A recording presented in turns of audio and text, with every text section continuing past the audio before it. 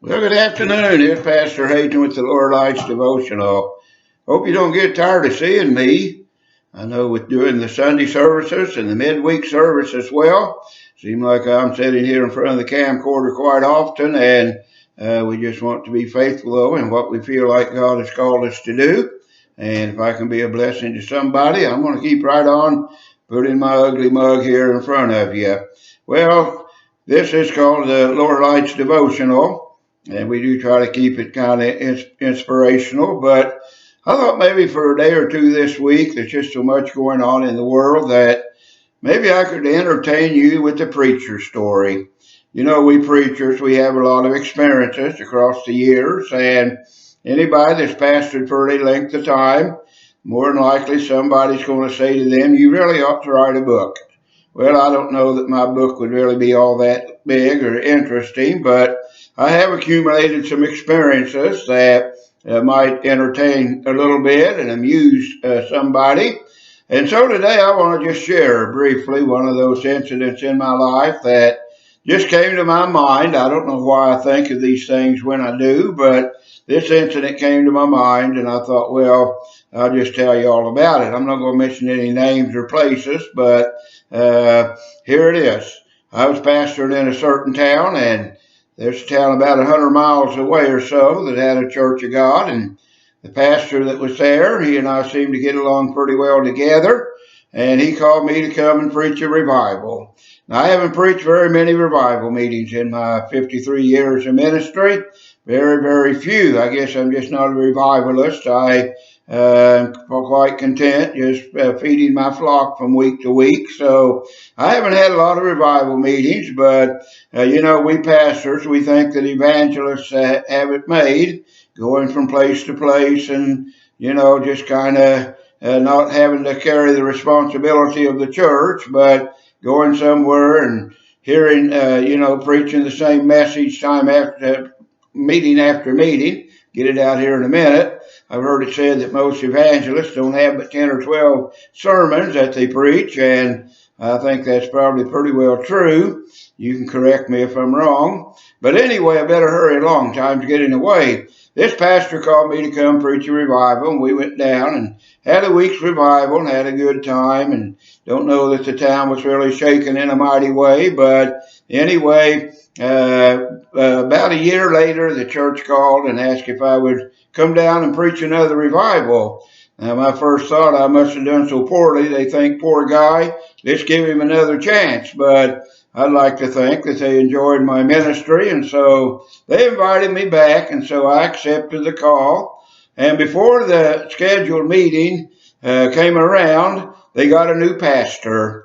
I didn't know the guy, never met him, knew nothing about him, but I like preachers, and I was looking forward to getting acquainted with him and having good fellowship with another minister while I was there in that revival meeting. Well, long story short, I drove up in front of the parsonage, which sat right next to the church, the night that the revival was to begin.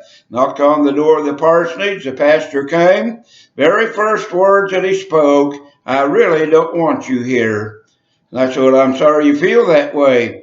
I say, but the church called me and I accepted, and I really feel like I need to honor that commitment.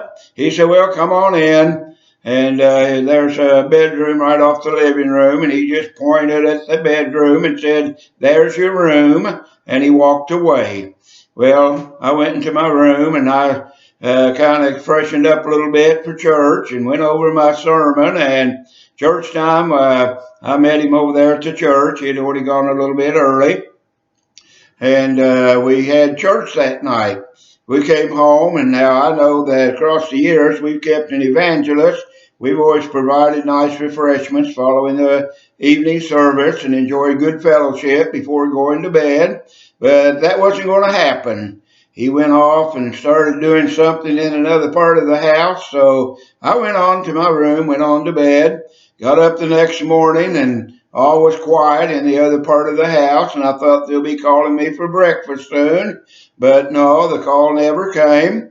I finally went out, and he was sitting over at an old battered desk with a typewriter, typing the Beacon Bible commentary. I don't know what he was going to do with it, but found out later that's what he was banging away on the typewriter. And his wife laying down on the couch there taking a nap. And it was about mid-morning. And he finally stopped and said, well, I need to go to the post office. You want to go to the post office with me? I said, well, I might as well. So we went down to the post office there on Main Street, and I noticed a coffee shop. I was getting pretty hungry, and I'd like to have a cup of coffee. Said, there's a coffee shop. Why don't we go over and I'll buy you a cup of coffee? Well, he accepted. We drank our coffee. We went back to the parsonage. He went back to his banging on the typewriter. I went back to my room thinking they'll call me to lunch here pretty soon. But, after a while, and I was really hungry about 1 o'clock in the afternoon, I went out and there he sat at the table eating some fried chicken.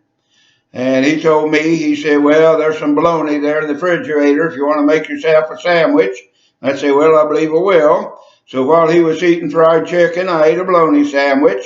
That evening, there was no mention of supper. Went on to church, came home, went to bed.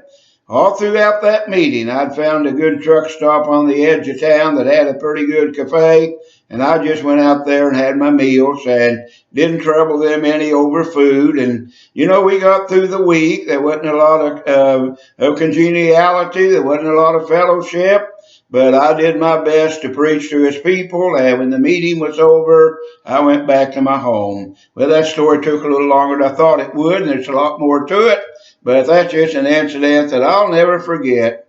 We'll see you tomorrow here on the Lord Lights Devotional with Pastor Hayton. Goodbye now.